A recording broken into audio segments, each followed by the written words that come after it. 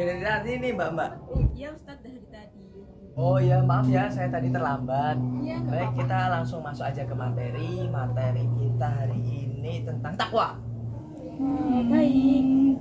Tawangan itu, tuh bahasa agama. Iya. Nah gue yang kurang. Sempet tak spot itu. Dan apa sih kau wis sini bang. Tentang takwa. Takwa itu merupakan salah satu konsep sentral dalam Islam yang memiliki arti mendalam dan penting dalam kehidupan seorang muslim. Mas, bisa dikecilin nggak? Berisik banget. Nang apa tempat umum mau? Nah iya apa masalahnya? Yang tempat umum kok. Masa? Walaupun tempat umum jangan egois dong Mas. Kayak aku di sini juga bayar kok. Udah mas, mbak, udah mbak. Kita udah fokus kajian aja. Baik kita kembali lagi.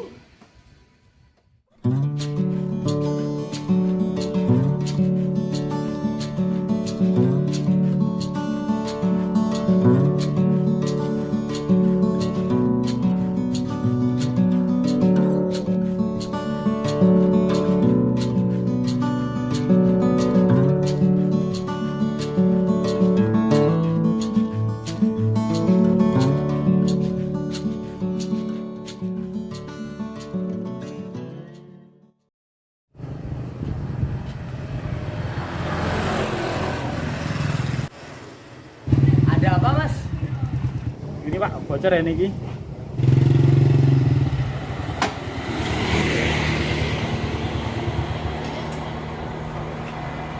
Oh iya mas, bocor ini mas. Oh ini ada mas, teman saya yang tukang tambal ban. Malah ngerepotin Pak. Oh iya nggak apa-apa mas, saya teleponkan aja.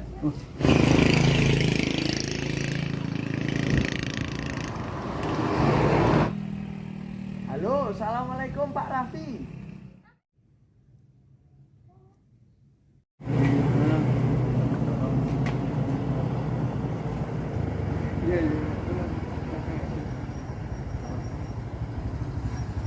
Iya mas. Mas, bannya bocor. Oh sini mas. Waduh nih iki. Ditunggu mas, ditinggal sih kudune mas. Piye gelem nunggu apa mas? Emang masnya mau kemana? Anu Pak, sebenarnya saya habis ini mau ke gereja mau ibadah.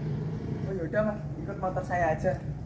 Aduh Pak, ngapunten malah ngerepotin ini. Malah nggak apa-apa mas. Mas, wis iki tak tinggal wae yo. Aku tak bareng iki. Wah ya wis, engko kan yo dijukuk ning bengkel gue. Tak gone ning bengkel, ben dijukuk cacah iki engko.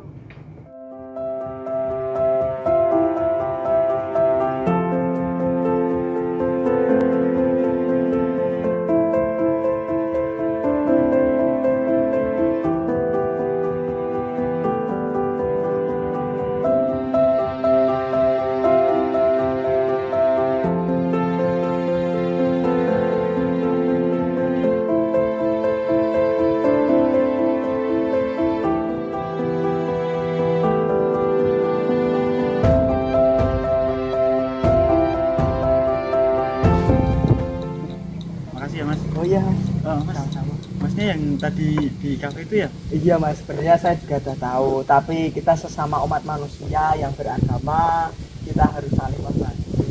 Ini saya minta maaf ya Mas, saya juga memang salah tadi kurang menghargai dan dari sini saya juga belajar. Masih Mas ya? Iya, sama-sama mas. Nggak apa, aman aja.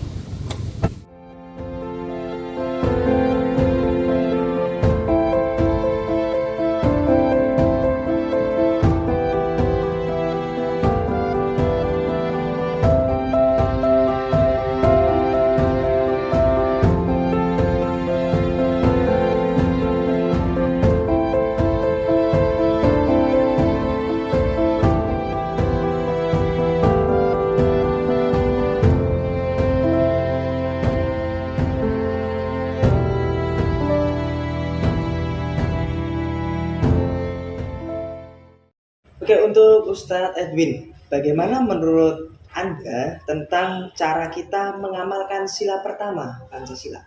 Baik, untuk sila pertama bunyinya gimana Mas?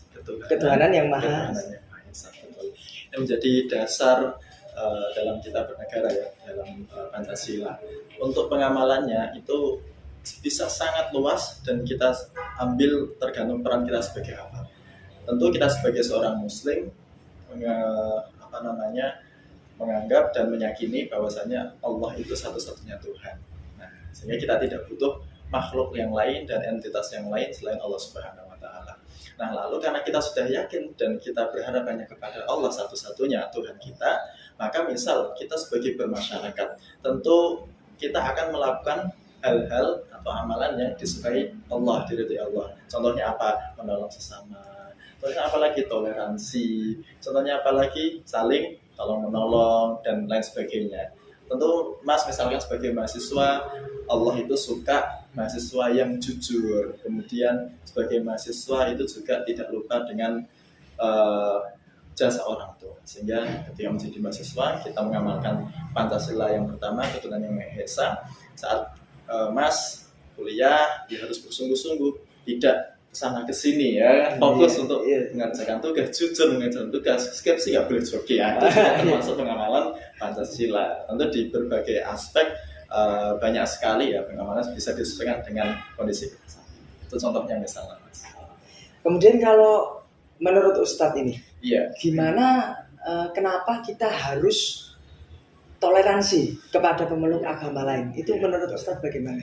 Iya, sekali lagi karena Pancasila yang pertama punya ketuhanan yang Maha Esa. Allah sendiri pun tidak memaksa makhluknya untuk menyembah Allah. Di ayatnya la ikraha fiddin, tidak ada paksaan dalam beragama. Lalu Allah sendiri yang bilang kalau kita harus toleransi. Maka umat Islam itu sudah kenyang yang namanya toleransi. Kalau ada orang Islam nggak toleransi ya berarti dipertanyakan keislamannya. Betul. Ya kan? Iya. Belum lagi nanti di ayat yang lain Quran surat Al-Kafirun lakum dinukum waliyadin. Ini batas toleransinya udah agamamu untukmu, agamaku untukmu. Kamu mengamalkan dan menganut agama lain silahkan, kita tidak usah saling mengganggu. Aku mengamalkan ajaran Islam, ya aku harus meyakini keyakinanku, akidahku. Mari kita saling jangan berhubungan dan tidak boleh saling mengganggu. Begitu ya. Oke, kalau tadi kan tentang toleransi nih Ustadz. Ya. Bagaimana pendapat Ustadz nih tentang intoleran kepada agama lain yang ada di Indonesia? Iya, saya sendiri menolak keras tentang intoleransi terhadap agama lain. Karena Islam itu rahmatan lil alamin, ya kan? Rahmat bagi segala manusia bahkan, dan banyak ayat-ayat Al-Quran itu mengutip tidak hanya sekedar orang-orang beriman. Kalau dalam bahasa Arabnya Allah itu memanggil orang beriman pakai ya ayyuhalladzina amanu. Tapi di Al-Quran itu memakai kata umumnya yaitu ya ayyuhan nas, artinya mencakup seluruh manusia tanpa melihat agama, tanpa melihat ras. Sehingga harusnya kita sebagai orang Islam itu memiliki toleransi yang sangat tinggi. Kalau kita melihat ada perbuatan yang intoleran, maka kita harus menolak, kita harus bimbing, kita harus arahkan dia supaya dia tidak berbuat demikian. Gitu, Mas. Oke, untuk yang terakhir nih Ustadz. Iya. Adakah pesan Ustadz untuk anak muda zaman sekarang, mahasiswa atau mahasiswi, tentang bagaimana menerapkan dan selalu mengamalkan Pancasila di kehidupan sehari-hari? Baik. Sebagai seorang mahasiswa, tentu pesan saya pertama ya, perbaiki hubungan dengan Allah. Itu yang pertama.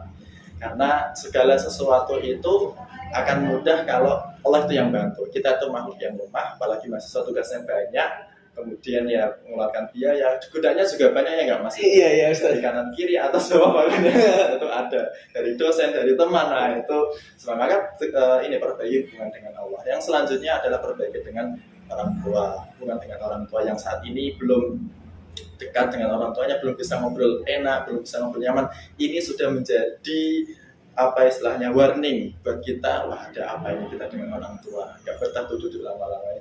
Terus yang selanjutnya perbaiki hubungan dengan sekitar, ya belum minallah dapat, belum minanasnya. Jadi itu pesan saya untuk semua ya tentang pengamalan Pancasila. Baik Ustaz, terima kasih Ustaz. Ya sama-sama.